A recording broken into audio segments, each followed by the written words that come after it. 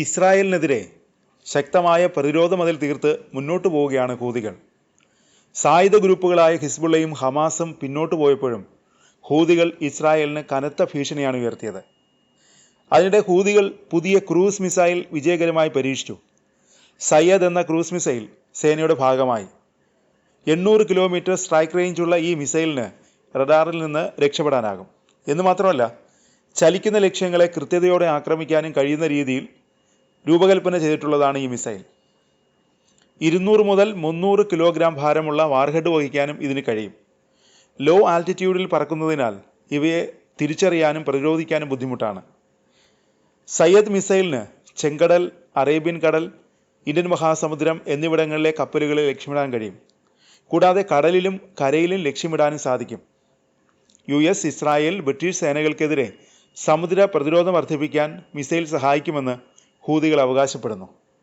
ഇറാന്റെ ഖാദർ 380 പാവ് മിസൈലുകളെ പോലെ കരുത്തുള്ളതാണ് സയ്യദ് എന്നാണ് റിപ്പോർട്ടുകൾ പറയുന്നത്.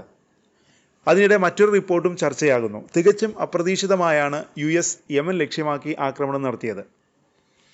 യമനിലെ സായുധ ഗ്രൂപ്പായ ഹൂതികളെ തകർക്കാനെന്ന പേരിലാണ് ട്രംപ് ആക്രമണം നടത്തിയത്. പിന്നാലെ ഹൂതികളും US നേരെ തിരിച്ചടിച്ചു.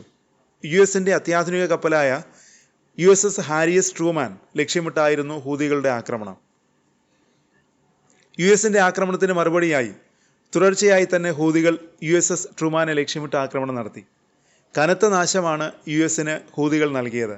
എന്നാൽ വളരെ പെട്ടെന്ന് തന്നെ US യമനിലേക്കുള്ള ആക്രമണം അവസാനിപ്പിച്ചു. എന്താണ് വേഗത്തിൽ ആക്രമണം നിർത്താൻ US പ്രേരിപ്പിച്ചത്? ഒരു ഇസ്രായേൽ ദിനപത്രം ഇതുമായി ബന്ധപ്പെട്ട ഒരു റിപ്പോർട്ട് പ്രസിദ്ധീകരിച്ചിരിക്കുന്നു. ഇസ്രായേൽ പത്രമായ ആൽക്കലിസ്റ്റ് ആണ് റിപ്പോർട്ട് ചെയ്തത്.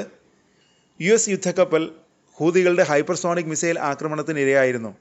ഇതിനെ തുടർന്നാണ് യമനെതിരായ ആക്രമണം പെട്ടെന്ന് നിർത്താൻ US പ്രസിഡന്റ് ഡൊണാൾഡ് ട്രംപ് ഉത്തരവിട്ടതെന്നാണ് പ്രമുഖ ഇസ്രായേൽ പത്രം അവകാശപ്പെടുന്നത്. മെയ് മാസത്തിലെ ഹൂതികളുടെ ആക്രമണം വൈറ്റ് ഹൗസിൽ പരിഭ്രാന്തി സൃഷ്ടിച്ചു. നാണക്കേട് ഒഴിവാക്കാൻ US നിശബ്ദമായി പിൻവാങ്ങിയതിന് കാരണം ഇതാണെന്നാണ് റിപ്പോർട്ട് പറയുന്നത്. ആക്രമണത്തിനിടെ US വിമാനവാഹിനി കപ്പൽ ഒഴിഞ്ഞുമാറൽ നടത്തിയിരുന്നു.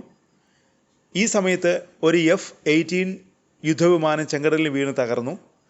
വിമാനവാഹിനി കപ്പലിന് ഉണ്ടാകുന്ന ഏതൊരു നാശനഷ്ടവും US അന്തസ്സിന് കോട്ടം തട്ടുമെന്ന് US നാവിക ഉദ്യോഗസ്ഥർ ട്രംപിന് മുന്നറിയിപ്പ് നൽകി. യമന്റെ മിസൈൽ ഡ്രോൺ ആക്രമണം വലിയ ഭീഷണിയായാണ് റിപ്പോർട്ടിൽ വിശേഷിപ്പിക്കുന്നത്.